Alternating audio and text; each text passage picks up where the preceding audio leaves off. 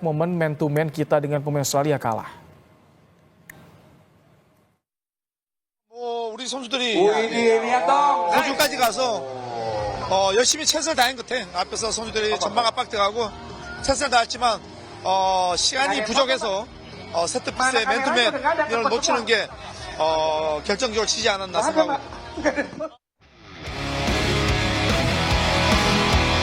Timnas Indonesia harus mengakui keunggulan Australia di lanjutan kualifikasi Piala Dunia 2026 zona Asia. Bermain di hadapan pendukung tuan rumah Australia, Indonesia kalah 5-1. Permainan timnas cukup meyakinkan di 15 menit awal babak pertama. Namun permainan timnas mulai menurun setelah Kevin Dix gagal mengeksekusi tendangan penalti. Di babak pertama, gawang Martin Paes dijebol 3 kali lewat gol pembuka dari titik penalti Martin Boyd. Di babak kedua, timnas semakin jauh tertinggal setelah gawang Martin Paes kembali dijebol dengan 2 gol tambahan dari Australia. Sedangkan timnas hanya mampu cetak 1 gol lewat pemain debut Ole Romeni. Dari kekalahan ini, mantan striker timnas Indonesia Budi Sudarsono menilai permainan timnas Indonesia terlalu terbuka sehingga mampu dimanfaatkan dengan baik oleh Australia. Saya nggak tahu sudah permainan Australia itu sudah dibaca atau enggak. Kayaknya terlalu terbuka. Menurut saya terlalu terbuka. Gitu. Karena percaya karena tambahan suntikan pemain dari Eropa semua ya itu mungkin seperti itu. Saya lihat terlalu terbuka permainannya. Jadi kalau saya kesempatan sekecil apapun harus dimaksimalkan. Apalagi tadi ada penalti di depan. Itu sama kayak kita main sama Jepang. Kalau nggak salah 2-3 kali kesempatan tidak dimaksimalkan, terus musuh lebih siap. Dengan hasil ini, timnas Indonesia harus tergusur dari peringkat ketiga klasemen sementara grup C dan kini menempati peringkat keempat. Indonesia hanya mendapatkan 6 poin dengan kebobolan 15 dan mencetak 7 gol. Indonesia masih berada di atas Bahrain dan juru kunci Tiongkok. Peluang timnas Indonesia untuk lolos di Piala Dunia masih terbuka. Namun untuk mengejar posisi kedua agar lolos langsung Piala Dunia tampaknya agak berat.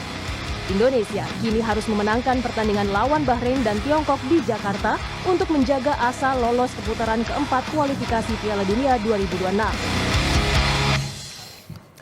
Membahas perjuangan timnas Indonesia meski harus menelan pil pahit dari Sydney, kita sudah bersama dengan pengamat sepak bola Wesley Hutagalung. Selamat malam, Bung Wesley.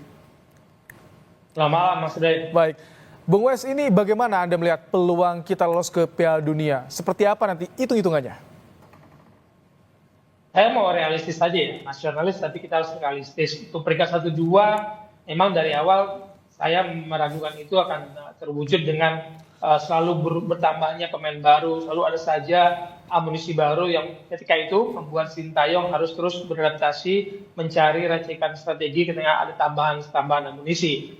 Waktu itu kan dari awal kita melihat Australia dan Arab Saudi adalah pesaing kuat bagi Jepang untuk lolos langsung ke Piala Dunia. Jadi ketika itu pun Sintayong sempat menyebut peringkat 3-4 adalah posisi ideal bagi Indonesia supaya ada peluang untuk berjuang di fase berikutnya di putaran keempat. Jadi bagi saya tadi ini bukan lagi soal peringkat 3-4 yang kita incar, tapi bagaimana cara kita bermain untuk mengincar posisi 3-4 itu, melihat lawan-lawan ke depan itu tidak mudah, Bahrain, China, dan Jepang.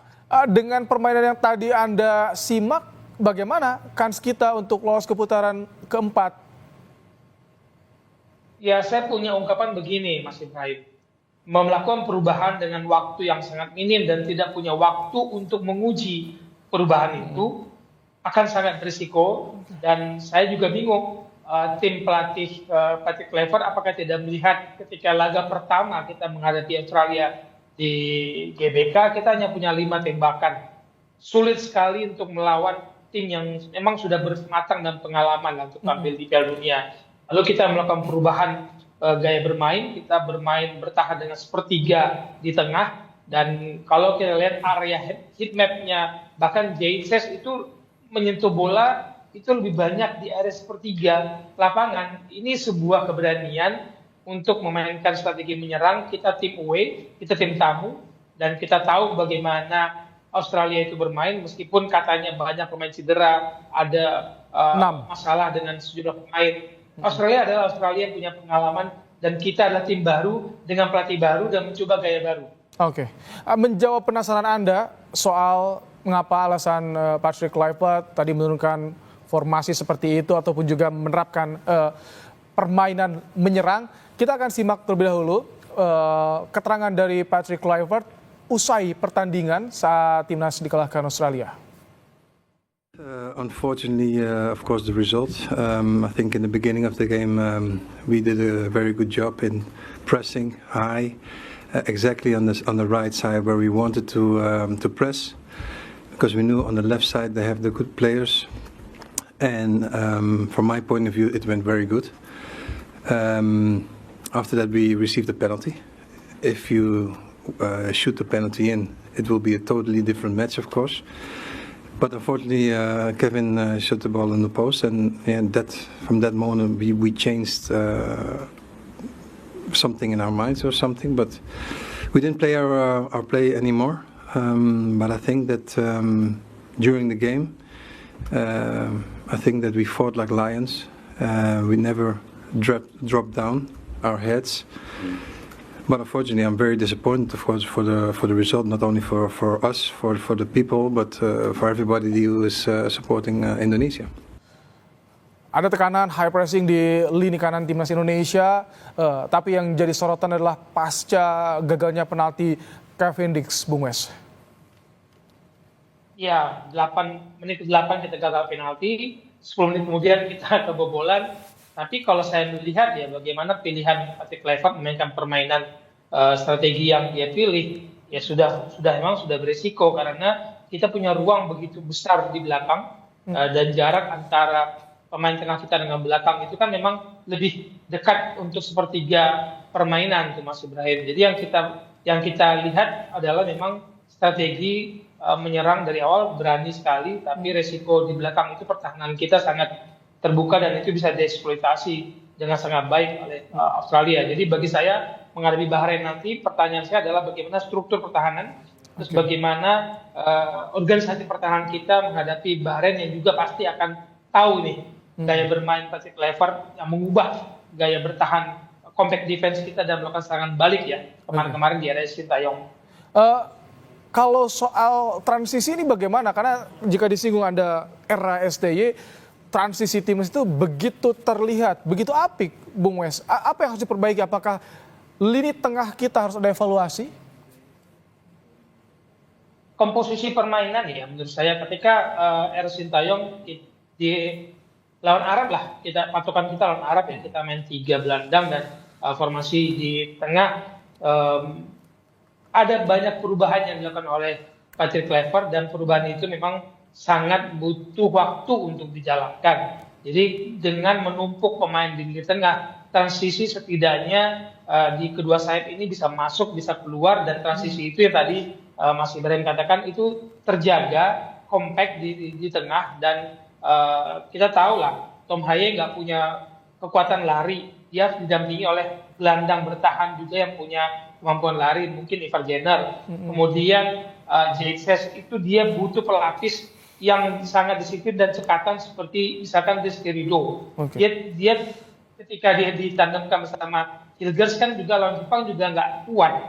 Dua-duanya tidak punya kecepatan memotong dan mengambil alih lawan yang sudah ada di belakang. Jadi ini saya pikir sebuah perubahan yang harus dilakukan, butuh waktu untuk pembuktian itu.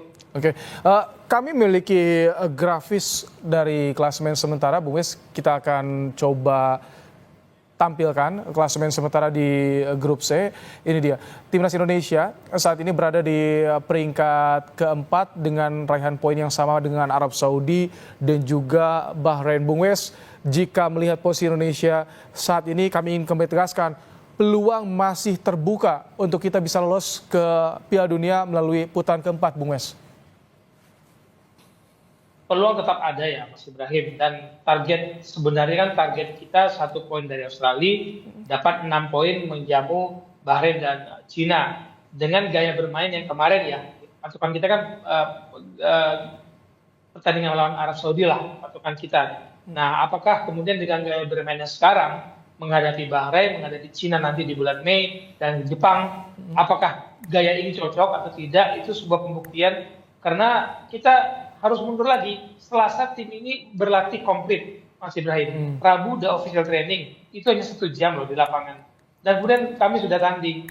Tidak ada waktu untuk menguji racikan baru yang dimainkan oleh Clever menghadapi pertandingan lawan siapapun untuk uji coba, sehingga nggak cocok nih lawan Australia, ini cocok lawan Australia gaya main ini. Kan nggak ada waktu. Dan ketika nanti menghadapi Bahrain tanggal 25 juga nggak ada waktu untuk coba-coba dengan gaya baru.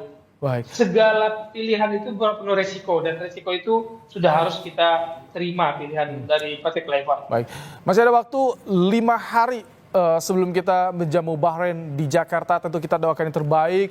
Oleh Romeni juga bisa melanjutkan tren positifnya, mencetak gol lagi nanti. Kita doakan. Terima kasih Bung Wesley Huta Galung telah memberikan ulasannya di program Kompas Malam hari ini.